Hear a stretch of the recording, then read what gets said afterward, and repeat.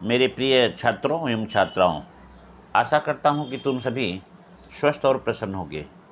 आज के इस वीडियो में मैं तुम्हें हिंदी साहित्य के कविता पाठ से पद नामक पाठ पढ़ाने जा रहा हूं, जिसके कवि महात्मा सूरदास हैं। जैसा कि मैं पिछले वीडियो में तुम लोगों को कविता के कवि महात्मा सूरदास का जीवन परिचय तथा कविता का सारांश संक्षेप में बताया था।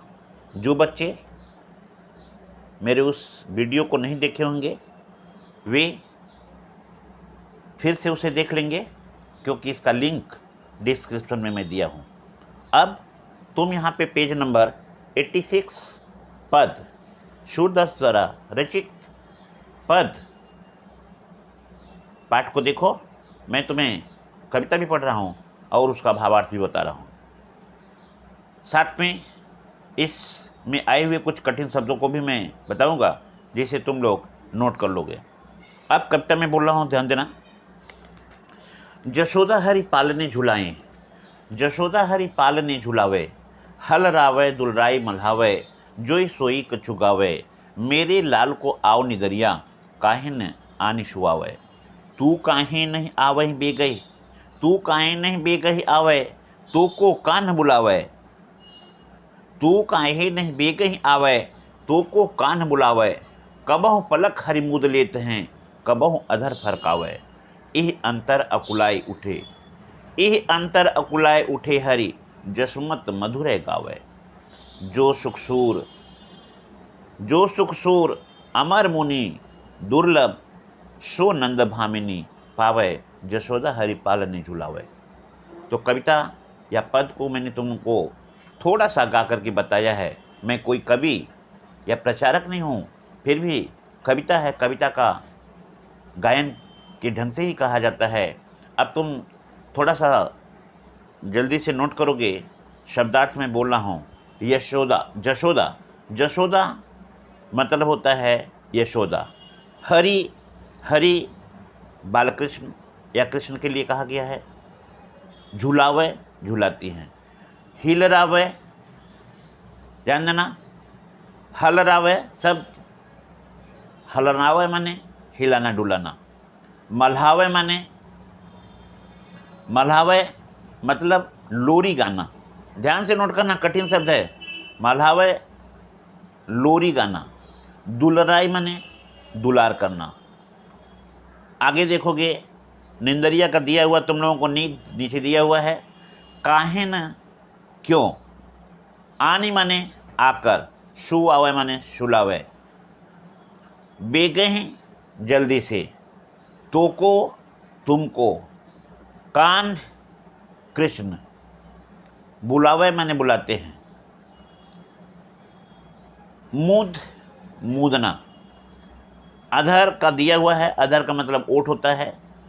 अधर यहाँ पे दिया हुआ है होठ, ध्यान देना। फरकावे माने फड़काना। मौन, चुप होकर के। शयन, शयन माने इशारा करके। यही अंतर, इतने के ही अंतर में। अकुलाई माने व्याकुल होकर। उठे माने उठ गए। मधुरै गावे, मीठे गीत को गाना।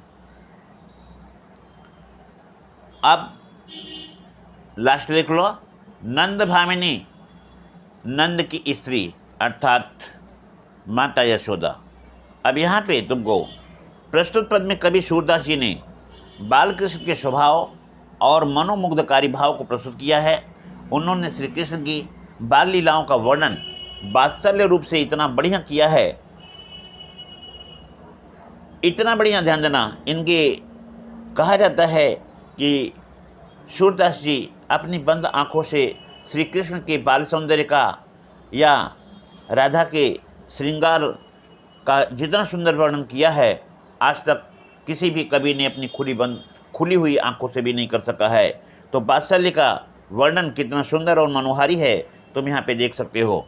श्री कृष्ण के रहने, चलने, बोलने आदि सभी के ढंग को उन्होंने बताया है। तो अब हम भक्त कवि सूरदास जी ने श्री कृष्ण के बाल रूप का जो मोहक रूप का सजीव चित्रण तुमको बताया है, मैं उसी का वर्णन करने जा रहा हूँ। माता यशोदा श्री कृष्ण को पालने में झुलाती हैं, उन्हें हिलाती डुलाती हैं, उन्हें सोने के लिए मल्हार गीत गाती हैं। इतना ही नहीं, उनके मन में जो कुछ भी आता है उसे गा गा करके कृष्ण को सुलाना चाहती हैं और कहती हैं, निंदरिया, हे नीत, तुम कृष्ण के आँखों पे क्यों नहीं आ जाती हो जिससे कृष्ण सो जाएं? तुम जल्दी से चली आओ और कृष्ण के आँखों में बस जाओ, कृष्ण को नींद आ जाए और वह सो जाएं। कबहु पलक हरि मूंद लेते हैं, यहाँ पे लिखा हुआ है। ऐसा कहने से कृष्ण अपने पलकों को कुछ समय के लिए मूंद लेते हैं और अपने अधरों को फड़काने लगते हैं, अपने होठ को फड़काने लगते हैं। इसे देख करके माता यशोदा यह समझती हैं कि कृष्ण सो गए हैं और कृष्ण के सो जाने पर वह मल्हार या लोरी को गाना छोड़ देती हैं। अपने आसपास में रहने वाली स्त्रियों से इशारे करके बात करती है और उन्हें संकेत करती हैं कि तुम सभी बिना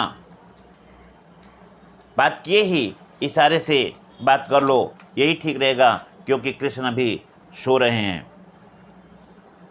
जैसे ही माता यशोदा उन्हें हिलाना डुलाना छोड़ देती है, गीत गाना छोड़ देती हैं, कृष्ण व्याकुल हो उठते हैं और उठ बैठते हैं। माता यशोदा उनकी इस व्याकुलता को देख करके, उनके उठ जाने को देख करके पुनः उन्हें सुलाने की चेष्टा करती हैं, अपने मधुर गीत को गाने लगती हैं और इस तरह से कृष्ण को पुनः सुलाने का प्रयत्न करती हैं। सूरदास जी के माध्यम से कहा जाता है कि जो सुख सूर अमर मुनि दुर्लभ, सो नंद भामिनी पावै। जिस सुख को, अमरत्व को प्राप्त करने वाले देवी देवता भी, मुनि भी नहीं प्राप्त करते हैं, जिस सुख को, उस सुख का अनुभव माता यशोदा भगवान को अपने बाल कृष्ण के रूप में उस सुख का अनुभव करती हैं और इस तरह से वह अपने सुख का अनुभव करती हुई कृष्ण के पास ही सदैव रह करके अपने को भाग्यमान या भाग्यवती समझती हैं। तो इस तरह से इस पद का व्याख्या तुम्हें मैंने बताया, संभवतः तुम्हें समझ में आया होगा। यदि कोई प्रॉब्लम होगा, कठिनाई होगा तो तुम पुनः भी पूछ सकते हो। अब हम दूसरे पैराग्राफ की तरफ चलते हैं। खींचत जात माखन खात, खींचत जात माखन खात, अरुण लोचन भवन टेढ़ी बार बार जमात।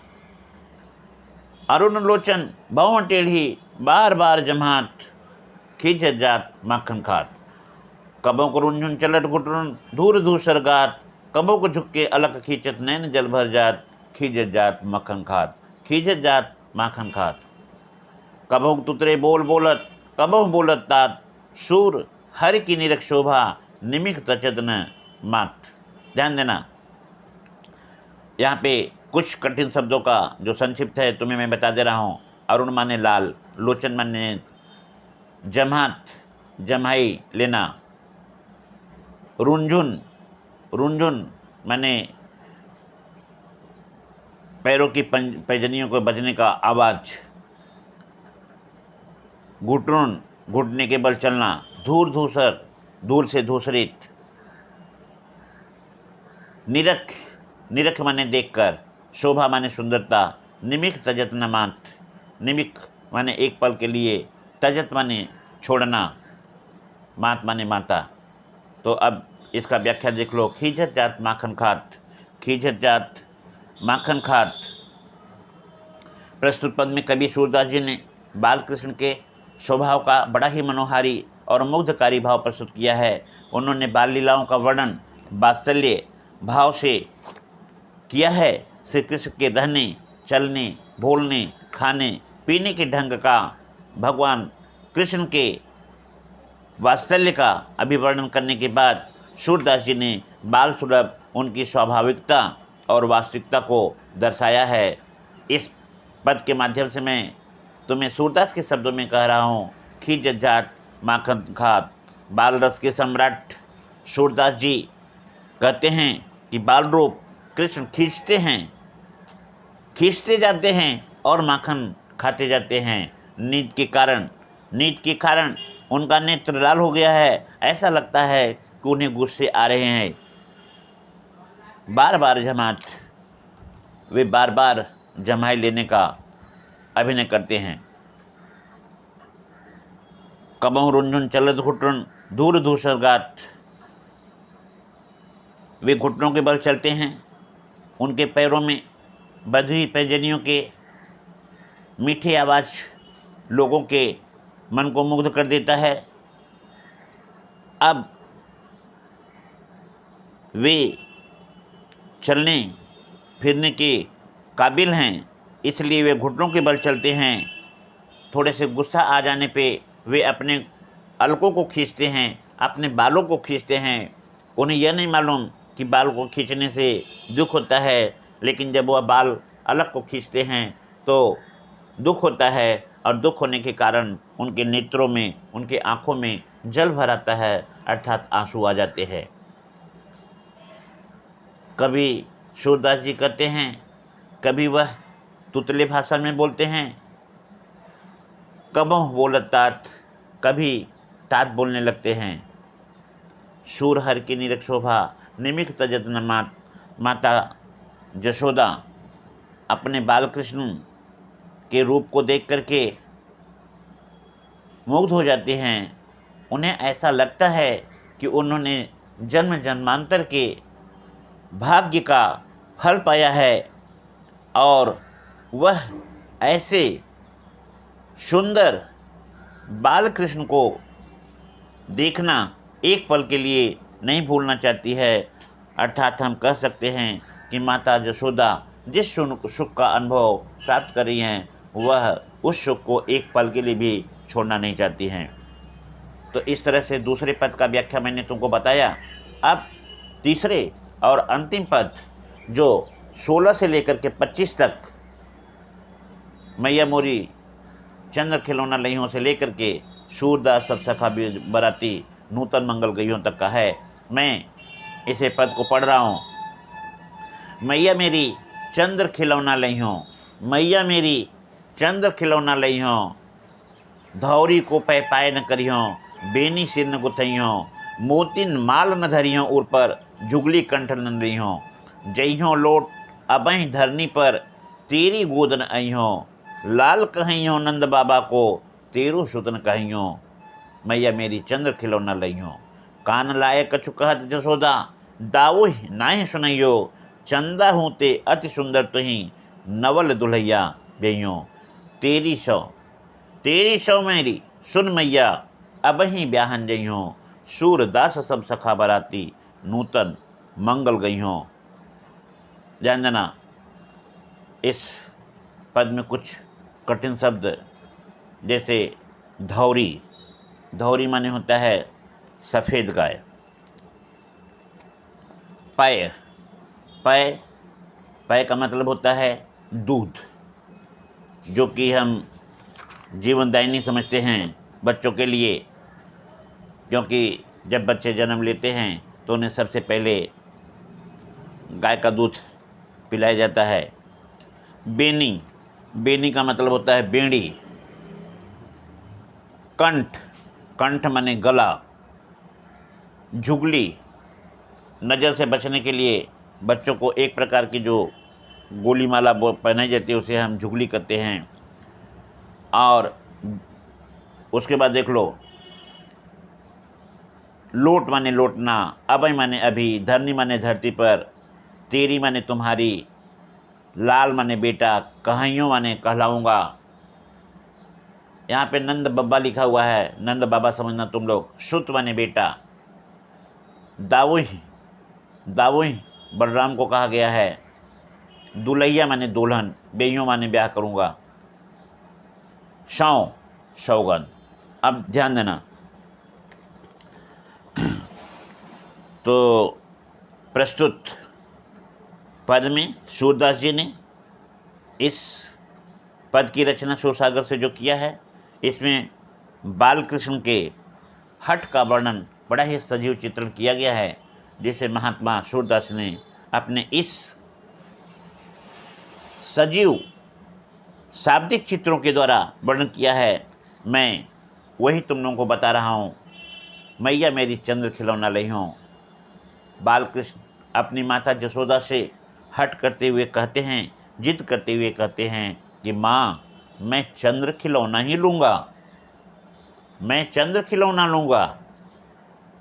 माँ को धमकी देते हुए कहते हैं, यदि तुमने मुझे चंद्र खिलौना नहीं दिया तो मैं गाय का दूध नहीं पीऊँगा, अपने सिर में बेड़ी नहीं गुथवाऊँगा, मोतियों की माला भी गले पे धारण नहीं करूँगा और अब झुगली कंठ भी नहीं पहनूँगा, कंठ में झुगली भी नहीं पहनूँगा।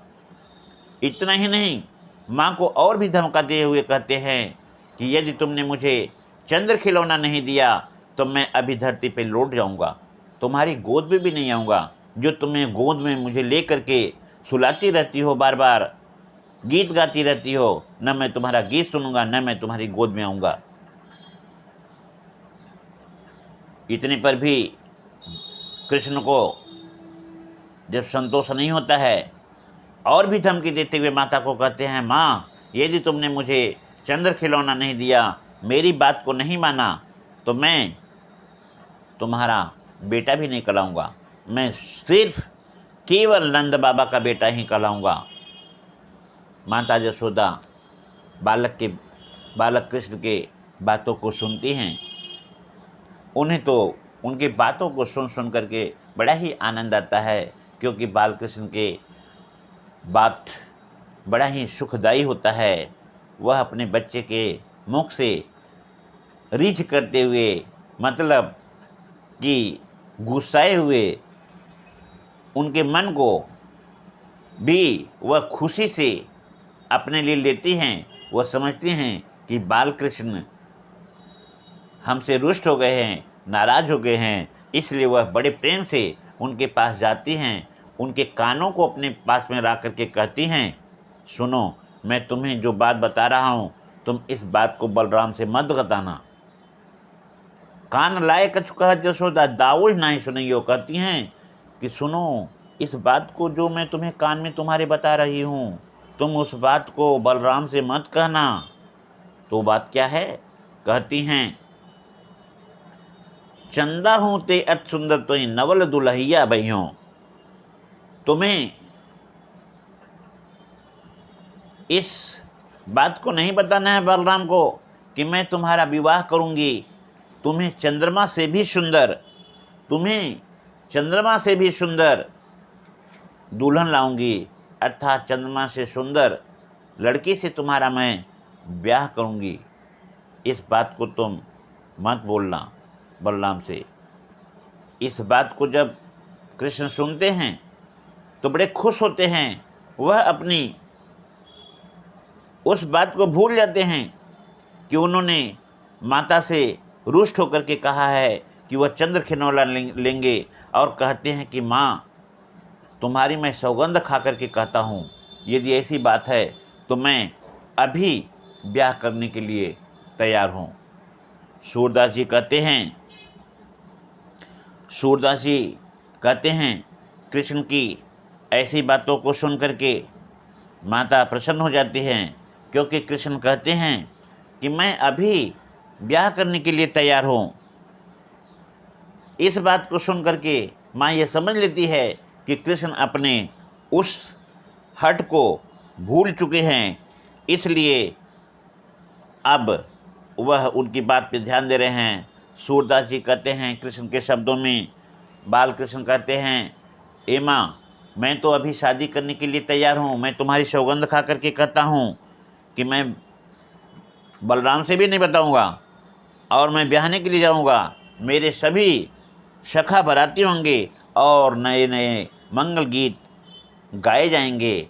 इस तरह से बालकृष्ण भी उसी अंदाज में माँ को अपनी बातों को बताते हैं। माता जसोदा कृष्ण की ऐसी बातों को सुन करके अपने मन में प्रसन्नता का अनुभव करती हैं और इस तरह से बालकृष्ण के जो हठ थे माँ चंद्र खिलौना ले हों, इसके भूले हुए बात को सूरदास जी ने बड़े ही अच्छे ढंग से समझाया है। तो इस तरह से माँ भी बहुत प्रसन्न होती है और कृष्ण भी माँ की गोदों में फिर से खेलने लगते हैं, माँ की गोदों में पहुँच जाते हैं। वह यह सब भूल जाते हैं कि उन्होंने माँ से क्या कहा।